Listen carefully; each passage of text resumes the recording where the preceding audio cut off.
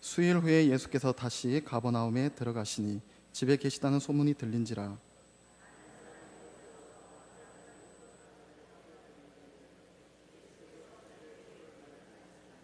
사람들이 한 중풍병자를 네 사람에게 메워 가지고 예수께로 올세.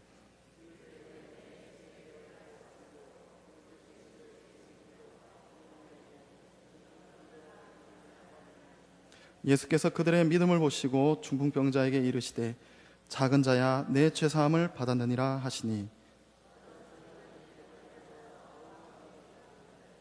이 사람이 어찌 이렇게 말하는가? 신성모독이로다. 오직 하나님 한 분 외에는 누가 능히 죄를 사하겠느냐?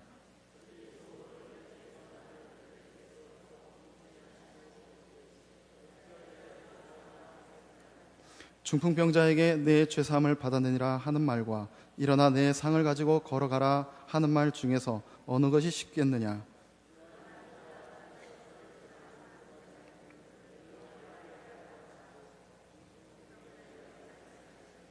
내가 내게 이르노니 일어나 내 상을 가지고 집으로 가라 하시니, 그가 일어나 곧 상을 가지고 모든 사람 앞에서 나가거늘 그들이 다 놀라 하나님께 영광을 돌리며 이르되 우리가 이런 일을 도무지 보지 못하였다 하더라. 벌써 2014년 2월 달하고도 이제 마지막 주입니다. 제가 한 3, 4주 전부터 말씀이 새 열심이라는 주제로 이렇게 계속 설교를 하는데요. 사실 올해 그 표가 하나님을 기쁘시게 성도들을 미소짓게죠. 그래서 하나님을 기쁘시게 하려면 뭘 어떻게 해야 될까 해서 나름대로 생각해 본 것이 큰 게 세 가지가, 먼저 하나님 사랑하는의 새 열심, 두 번째가 하나님께 드리는 예배에 대한 새 열심, 그리고 세 번째가 오늘 교회 봉사에 대한 새 열심으로 이렇게 정해 보았습니다.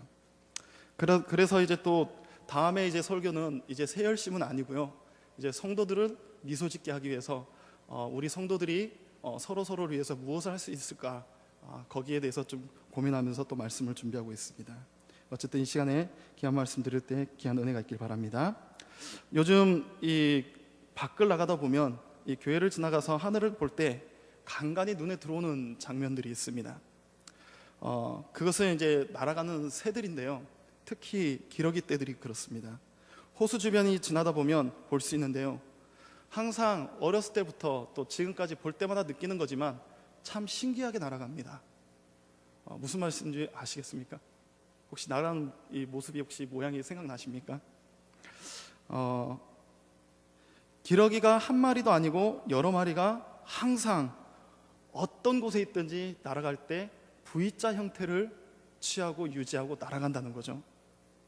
정말 멋진 건 그 대열이 절대로 흐트러지지 않는다는 겁니다. 왜 기러기들은 혼자 날지 않고 그처럼 무리를 지어서 대열을 맞춰 가는 이유가 무엇일까 한번 생각해 보았습니다. 제 짧은 생각으로는 이해할 수 없어서 또 이제 여러 가지로 이제 또 책을 보면서 백과사전 찾아보니까 조류학자들의 연구에 의하면 철새들이 이루는 이 V자형의 대열은 날아갈 때 드는 힘을 70%나 줄여주는 효과가 있다고 합니다. 곧 앞에서 나는 기러기가 일으키는 바람이 뒤에서 이제 이어서 날개짓하는 기러기를 올려주는 역할을 하기 때문에 혼자 날아갈 때보다 훨씬 적은 힘을 들이고도 아주 멀리 지속적으로 날아갈 수 있다고 그럽니다. 이것이야말로 장거리 이동을 해야 하는 철새들의 본능적인 삶의 지혜라 할 수 있겠지요. 장거리 여행으로 말하자면 인간의 삶도 마찬가지인 것 같습니다. 영원한 삶에 비하면 우스울 정도로 짧은 시간에 불과하지만 유한한 존재인 우리가 느끼기에는 결코 짧지만은 않은 것이 우리 인간들의 삶이지요. 따라서 혼자서 지탱하고 해결하기에는 힘겹고 때로는 불가능하기까지 한 일들을 수도 없이 만날 수밖에 없습니다. 오늘 본문의 말씀은 함께하는 힘이 얼마나 크고 아름다운 것을 보여주는 귀한 말씀이에요. 예수께서 가버나움에서 어떤 집에 들어가셔서 가르치실 때의 일입니다. 말씀해 보면 혼자 마음대로 움직일 수 없었던 한 중풍병자를 침상에 누인 채로 4명의 사람이 예수님께로 데려오지요. 그러나 사람들이 많아서 그 집 대문으로 들어가지 못하고 지붕을 뜯어내고 그 병자를 예수 앞에 달아 내려 놓았습니다. 예수님은 그 4사람의 믿음을 보시고 그 병자를 고쳐주셨다는 내용이 본문의 내용입니다. 중풍병자를 침상에 누인 채로 데려온 이 4사람들은 믿음의 실천이 무엇인지를 오늘 살아가는 저와 여러분들에게 너무나도 잘 보여주고 있는 예라고 말씀드릴 수 있겠습니다. 오늘은 그 4사람의 믿음을 통해서 참된 봉사자가 무엇인가를 배워서 새로운 열심을 내는 봉사의 근거를 삼도록 해야 하겠습니다.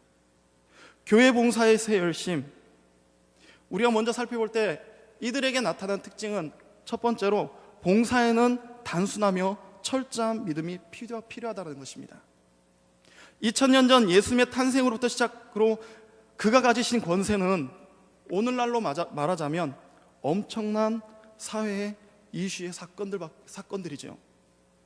가나안 혼인잔치에 물로 포도주로 바꾸신 이적, 갈릴리에서 신하의 아들을 고치신 이적, 또 회당에서 귀신을 내쫓은 이적, 그에 대한 소문이 안 퍼진 데가 없었습니다.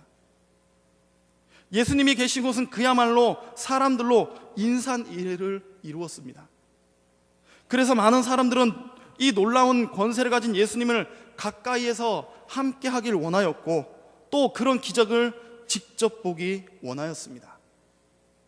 본문 1절에서도 보면 예수님께서 가버나움의 한 집에 계시다는 소문이 들려왔고, 이어서 2절에 보시면 많은 사람이 모여 문 앞까지 들어설 자리가 없게 되었다라고 이야기합니다. 그런데 그 많은 사람들 중에 한 중풍병자를 침상채로 메고 나옵니다. 이 중풍병자를 들고 나온 사람들이 가족인지 친구인지 알 수는 없지만 아마도 그의 처지와 형편을 잘 알고 있는 정말 친한 이웃들인 것이면은 틀림이 없는 것 같습니다. 그런데 이 4명의 사람들이 예수님 앞에서 보인 행동을 보면 조금도 지체함이 없는 것을 우리는 말씀을 통해서 느낄 수가 있습니다. 이들을 통해 볼 때 중풍병자를 메고 온 이 4사람은 예수를 하나님께서 보내신 분, 선지자로 믿고 있었으며 또 그 친구 병자를 고쳐주실 것을 의심 없이 믿었던 것을 볼 수 있습니다. 그러한 이유는 그들이 가진 고생을 무릅쓰고 환자를 그곳까지 메고 온 이 상황만 보아도 충분히 예수님에 대한 그 확신을 우리가 볼 수 있는 부분이죠. 이 4사람의 믿음은 단순하였습니다. 의심이 전혀 없는 참된 믿음이었습니다. 만약 이들 중에서 한 명이라도 예수님에 대한 의심이 조금이라도 있었다면 성경이 말씀하려는 본문의 상황은 조금은 달라졌을 것입니다. 그래서 이들의 행동을 볼 때에 그들은 예수님을 온전히 믿고 있음이 틀림이 없다라는 말씀입니다. 본장 앞에 마가복음 1장에도 보면 한 나병 환자도 한 번도 본 일 없는 예수님을, 귀신 들난 사람을 고쳐줬다는 이 이야기만을 듣고 예수님께 달려나와 무릎을 꿇고 엎드려 간구하셔서 원하시면 저를 깨끗하게 하실 수 있나이라는 믿음의 고백을 하였을 때 예수님께서는 그를 불쌍히 여기셨고 그를 깨끗이 치유해 주셨습니다. 그렇습니다. 이 단순하고 저돌적인 믿음이야말로 봉사하는 생활의 첫 단계요, 첫 조건이 된다는 말씀입니다. 예수님은 어제도 오늘도 미래도 영원히 불변하시는 분이십니다. 믿으십니까? 그렇기 때문에 육신의 병, 심령의 병, 사회의 병, 국가의 병, 이를 고칠 수 있는 절대적이며 유일하신 분이 바로 예수 그리스도이십니다. 보십시오. 이 4사람이 예수께 대한 이 확신이 결국 이웃의, 아니 수많은 불쌍한 사람들을 주님께로 인도하는 봉사자로서의 역할과 사명을 감당할 수 있었던 것입니다. 그러므로 우리 교회 봉사는 나의 능력이 아니라, 나의 가진 재물이 아니라, 나에게 주신 재능이 아니라 먼저 하나님을 위한 예수 그리스도를 의지하는 단순하고 철저한 믿음이 먼저 필요하다라고 말씀드릴 수 있는 것입니다.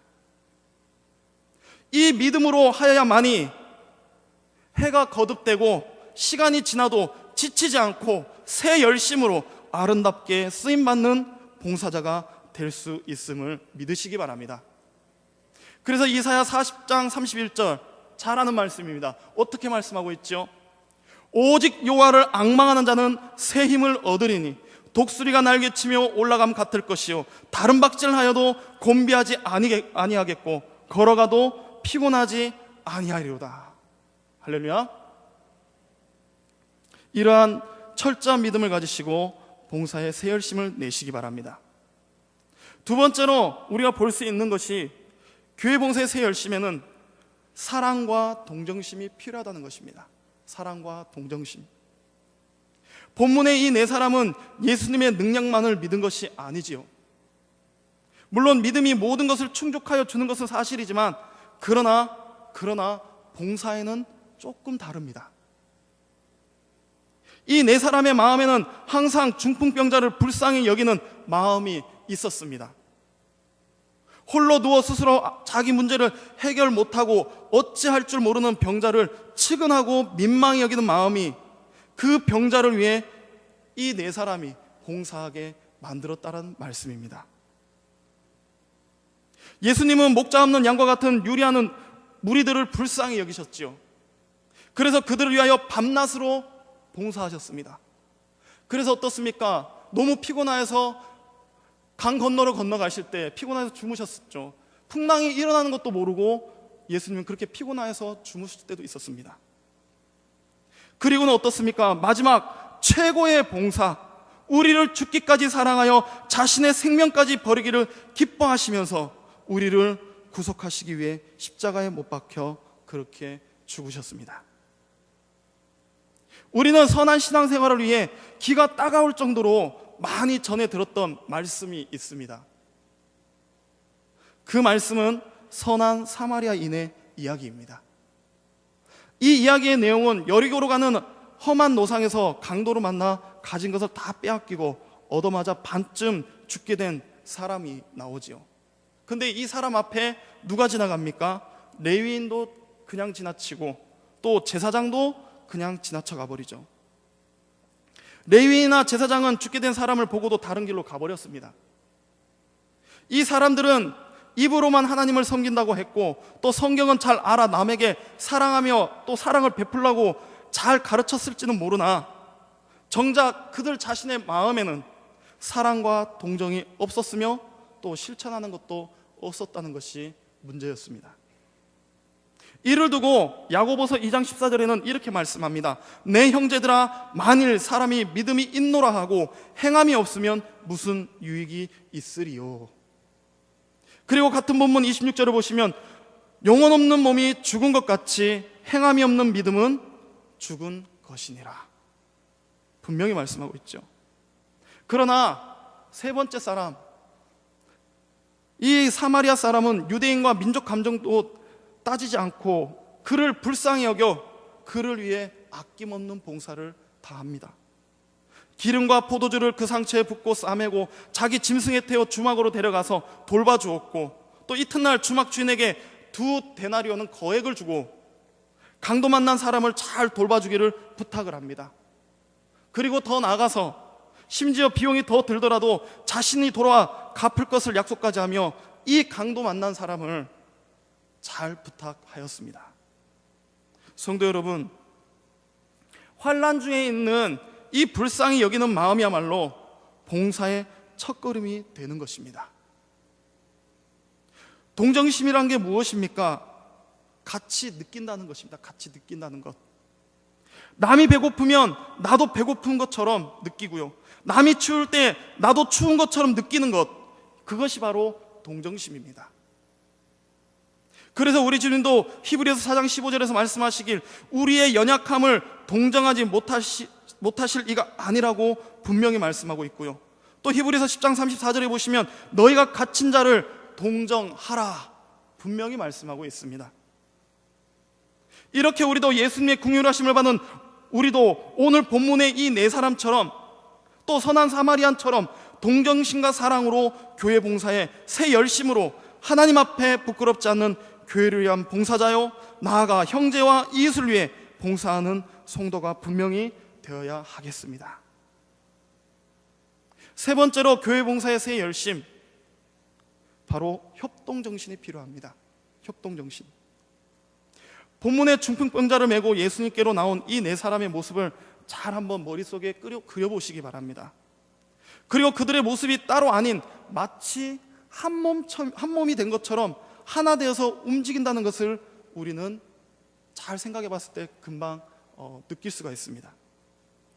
사실 사랑과 동정심은 있어도 혼자 할 수 없는 일 경우에는 협동정신이 없다면 결코 그 중풍병자를 예수님께로 메고 올 수 없었을 것입니다.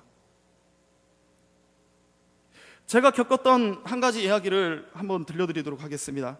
저 역시도 지방신학을 할 때 이와 비슷한 경험을 했었는데요, 이때 남을 위한 헌신과 봉사가 얼마나 값진 것인가를 제가 전도사 시절 때 막 신학을 시작했을 때 깨달았던 때입니다.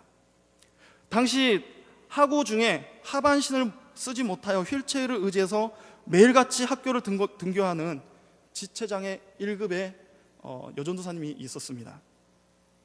학교는요 5층 건물이었고요, 또 엘리베이터가 없는 옛날 건물입니다. 그리고 교실은 3층에 위치하고 있고요.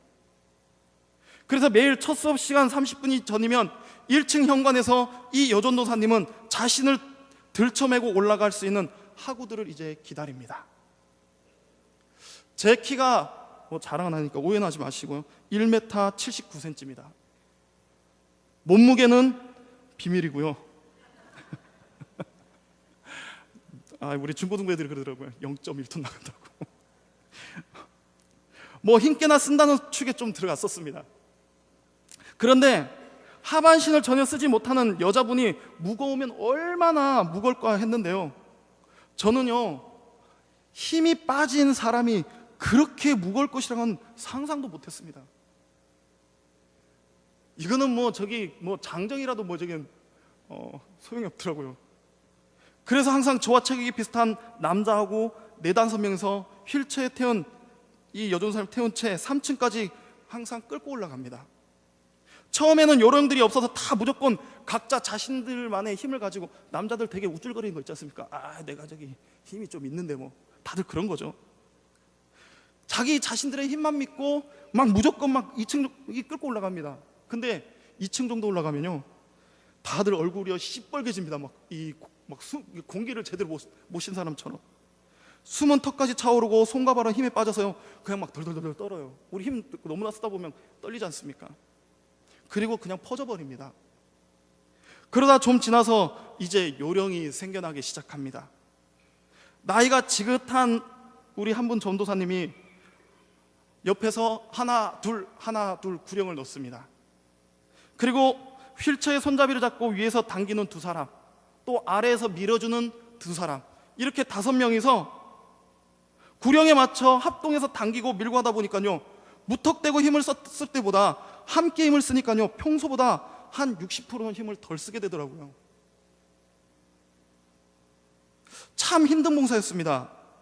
이렇게 협동심이 하나가 되니까 장애를 가진 여전도사님의 어려움을 알게 되었었습니다. 사실 진짜 이 사람을 한번 해보신 분들은 아시겠지만요 매일같이 한다는 건 쉽지 않습니다. 진짜 도망가고 싶더라고요. 그리고 개 중에는 일부러 수업 늦게 오신 분도 있었고요. 너무 힘들다 보니까 저도 같은 마음이었습니다. 그런데 협동심의 하나가 되니까요 장애를 가진 여전도사의 어려움을 잘 알게 되었고, 또 함께한 전도사님들과 마음이 잘 통하고 서로가 먼저 이해하며 도와주려는 깊은 배려도 생기고, 해야만 해서가 아니라 자원하는 기쁨의 교훈을 갖게 되었습니다. 힘들어서 피하고도 싶었던 그런 마음도 있었지만, 그러나 이 힘든 것을 꾹 참고 함께한 이 협동심이요 다른 학생들에게 피해를 주는 것에 미안함에 이 여전도사님이 나중에 이야기하더라고요. 신학을 포기하려고 했었다고. 다른 전도사님들은 너무나 피해를 주니까 죄송한 마음에, 보면 이분을 들쳐 안고 올라갈 때 보면요 두 눈 꼭 감고 입술 찌그시 다물고요, 가만히 있습니다. 그냥 부들부들 떤 채로. 그게 그분의 마음에 큰 부담이었던 것 같아요. 그 표현했던 것 같습니다. 어찌됐든 포기하려 했던 이 여전도사님에게 포기를 이기게 한 큰 힘이 이 협동심이었습니다. 그리고 모두가 다 하나님의 은혜 가운데 기쁨의 졸업식을 하게 되었습니다. 그렇습니다. 본문의 이 4명의 사람도 중풍병자를 함께 메고 오는 일이 결코 쉽지 않았을 것입니다. 생각해 보십시오. 서로 키가 맞지 않으면 하나는 낮춰야 되고 하나는 올려야 되고, 침상을 메었을 때도 발이 맞아야 됩니다. 저도 겪었었지만 가장 중요한 것이 무게중심이더라고요. 무게중심. 쏠려서도 안 돼요. 한쪽으로 확 쏠리니까 전도사님 한 분이 막 으악 해버리더라고요. 승질을 내시더라고요. 즉 서로 부족한 점을 보충해서 서로 겸손히 낮추고 맞출 줄 아는, 서로 발을 맞추어 노력할 때 힘은 들지만 결국 조화를 이루어내고요, 아름다운 봉사를 할 수 있고 또 아름다운 봉사자들로 설 수 있다라는 말씀입니다. 가정에서의 봉사도, 교회에서도 봉사도, 사회에서의 봉사도, 국가를 위한 봉사도, 또 세계에 대한 봉사도, 이 협동정신은 반드시 필요합니다. 교회 일에도 혼자 할 수 없는 일이 너무나도 많습니다. 구역 모임이 그렇지요, 주일학교 교사가 그렇습니다. 또 찬양대 대원들도 그렇습니다. 어느 한 곳에서 혼자서는 일을 해내지 못합니다. 우리가 잘 알겠지만 찬양대 합창에도 여자 목소리, 남자 목소리, 고음, 저음 이렇게 나누어서 너무 크지도 않게 또 작지도 않게 노력할 때 비로소 아름다운 화음을 이룰 수 있는 것 잘 알지 않습니까? 그럴 때에 어떻습니까? 하나님께 영광 돌리는 아름다운 합창이 될 수 있는 것이죠. 물론 교회 일에 혼자 할 수 없는 성격은 성도의 성문 차이도 그 원인이 있습니다. 지식의 차이, 문화의 차이, 생각의 차이, 또 사회적인 차이, 지위의 차이, 또 환경의 차이가 올 수 있습니다. 그러나 서로 낮추고 협동하면서 조화를 이루어 교회를 위해 봉사할 때 그곳에 하나님의 영광이 나타난다는 놀라운 사실을 믿으시기 바랍니다. 그래서 우리가 잘 교훈받은 말씀이 무엇입니까? 빌립보서 2장 1절로 3절 말씀. 그러므로 그리스도 안에 무슨 권면이나 사랑에 무슨 위로나 성령의 무슨 교제나 긍휼이나 자비가 있거든 마음을 같이하여 같은 사랑을 가지고 뜻을 합하여 한 마음을 품어 아무 일이든지 다툼이나 허영으로 하지 말고 오직 겸손한 마음으로 각각 자기보다 남을 낮게 여기라. 그리고 야고보서 1장 9절과 10절 말씀에도 이 말씀이 있습니다. 낮은 형제는 자기의 높음을 자랑하고 부한 자는 자기의 낮아짐을 자랑하라. 그리고 성경에서 협동심의 출발을 이렇게 말합니다. 자원하는 마음에서부터라고요. 하나님께서 출애굽한 이스라엘 백성들과 함께 하시기 위해 모세를 불러 하나님이 거하실 성막을 짓도록 말씀하십니다. 그리고 이 성막에는 많은 재료들이 필요하지요. 출애굽기 읽어보신 분들은 다 알 겁니다. 그런데 이 성막의 재료들을 어디에서 조달을 합니까? 현지 백성들에게서 조달을 받습니다. 이스라엘 백성들에게 모으는데 모두가 다 자원하여 하도록 하나님께서 그들의 마음에게 감동을 주십니다. 출애굽기 35장 21절과 22절 그리고 29절 말씀을 읽어드리겠습니다. 마음이 감동된 모든 자와 자원하여 모든 자가 와서 회막을 짓기 위하여 그 속에서 쓸 모든 것을 위하고요 거룩한 옷을 위하여 예물을 가져다가 여호와께 드렸으니 곧 마음에 원하는 남녀가 와서 팔찌와 귀고리와 가락지와 목걸이와 여러 가지 금품을 가져다가 사람마다 여호와께 금예물을 드렸으며 29절입니다. 마음에 자원하는 남녀는 누구나 여호와께서 모세의 손을 빌어 명령하신 모든 것을 만들기 위하여 물품을 드렸으니 이것이 이스라엘 자손이 여호와께 자원하여 드린 예물이니. 물론 이 말씀은 우리에게 많은 교훈을 주는 부분입니다. 그러나 봉사적인 측면에서 본다면 이 봉사라는 부분이 뭐가 필요합니까? 자원하는 마음이 필요하다는 것입니다. 자원하는 마음, 자발적인. 이와 같이 먼저 자신을 겸손히 낮춰 자원하는 마음으로 다른 성도들과 마음을 맞춰 모두가 기쁨으로 주님의 몸 되신 이 교회를 협동하는 새 열심으로 봉사하는 성도님들이 다 되시기 바랍니다. 마지막으로 교회 봉사의 새 열심에 무엇이 필요할까요? 그것은 바로 오래 견뎌내는 인내가 필요합니다. 인내는 지구력과 같은 끝까지 오래 참고 견디는 것이죠. 네 사람이 병자를 메고 와서 보니까 예수님이 계시는 집은 인산인해를 이루었습니다. 한두 명이면 모를까 4명이 한꺼번에 그것도 움직이지도 못하는 사람들 사이를 이 들것을 메고 그 사이를 뚫고 들어간다는 것은요, 감히 감당하기 어려운 일이죠. 그렇다고 다시 오지 않을 이 기회를 그냥 눈앞에서 놓칠 수만은 없는 일입니다. 그런데 이 네 사람은 어떻게 합니까? 아주 저돌적이면서 지혜로움을 엿볼 수가 있습니다. 그들이 선택한 곳은 어떻게 보면 참 무식하기에 짝이 없는 일이기도 해요. 차라리 수많은 사람들을 비집고 헤쳐서라도 가는 것이 낫지, 누워있는 사람을 통째로 들고 그것도 정말 죽으림 다해서 지붕으로 올라간다는 것은 아마 그 누구도 상상할 수 없는 일일 것입니다. 엄두도 내지 못할 뿐더러 그 누구도 생각하지 못했던 일이죠. 그러나 그들은 어떻습니까? 이 중풍병자를 데리고 지붕 위로 올라가서 지붕을 뜯기 시작합니다.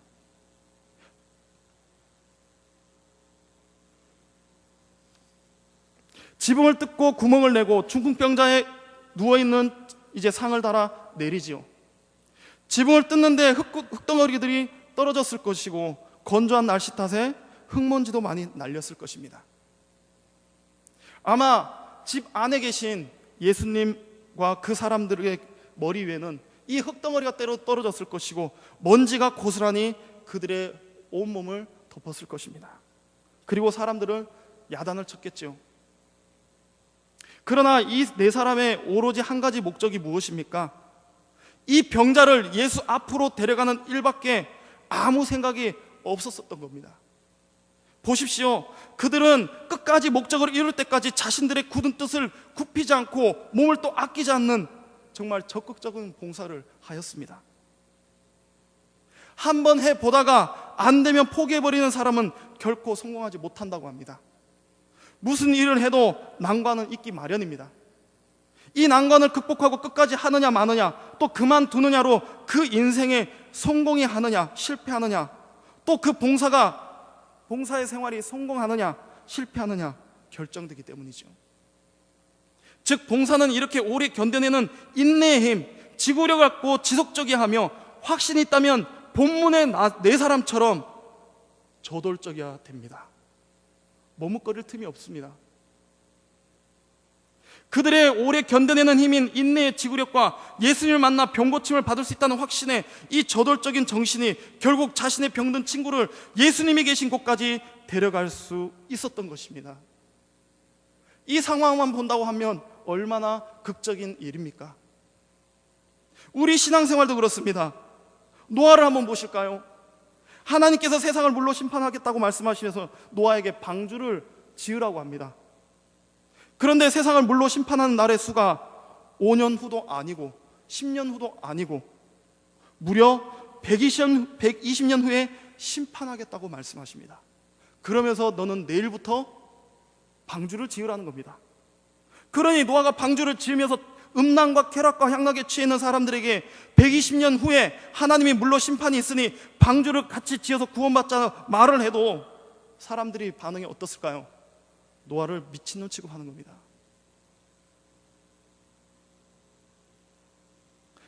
그 누구도 그의 말에 귀 기울이지 않았던 것이죠. 결국 어떻게 되었습니까? 노아 가족과 암수 한 상씩의 동물들만이 이 심판에서 구원을 받았습니다.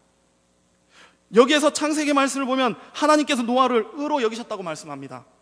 근데 그 의로움이 또 이 창세기에서 증명이 되는데요, 그 말씀을 보면 노아는 하나님께서 자기 명하신 대로 다 행하였더라. 노아는 하나님께서 자기에게 명하신 대로 다 행하였더라.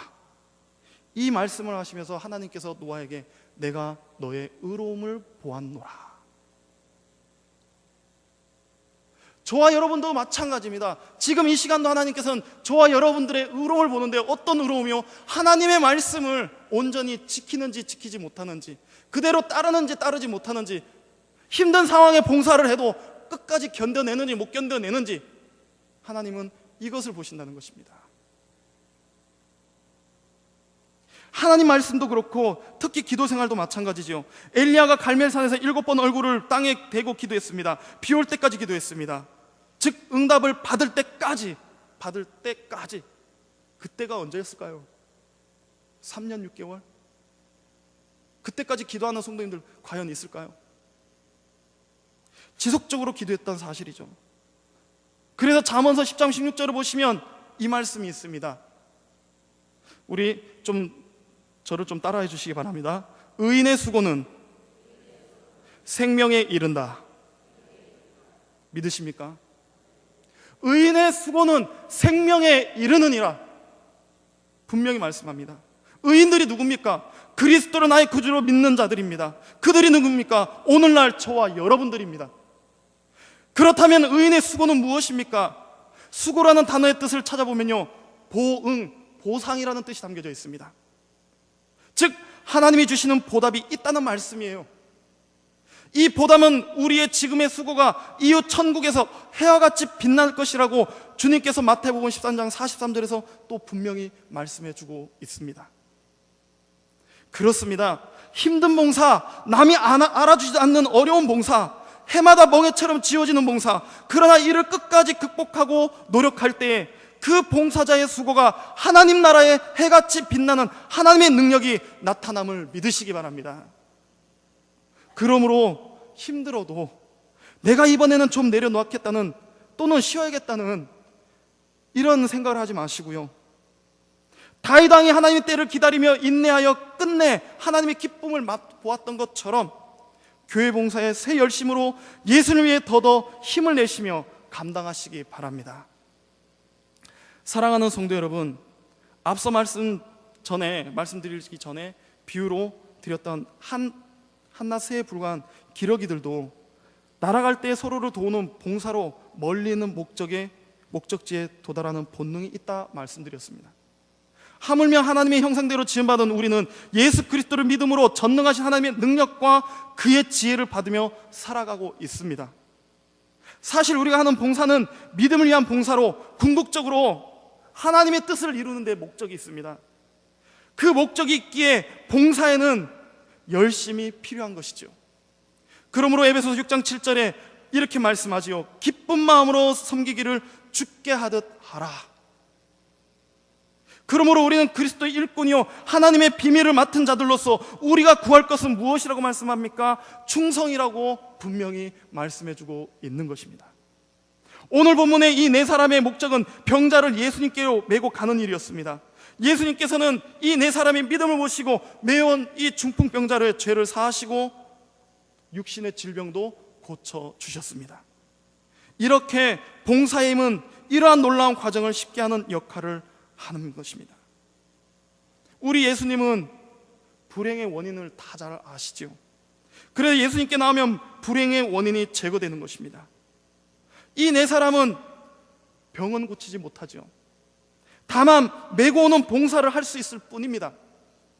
우리는 어떻습니까? 봉사를 해도 또 그 사람의 불행을 제거해 주지는 못합니다. 그러나 수고의 봉사로 봉사받는 자의 불행이 예수님께서 제거해 주신다는 것이죠. 우리는 우리뿐만 아니라 불행한 자를 예수님께 데려올 수 있어야 되는 것입니다. 죄로 괴로워하는 자, 가난한 자, 병든 자, 이 사회의 죄악, 민족의 불행을 예수님께 가져올 때에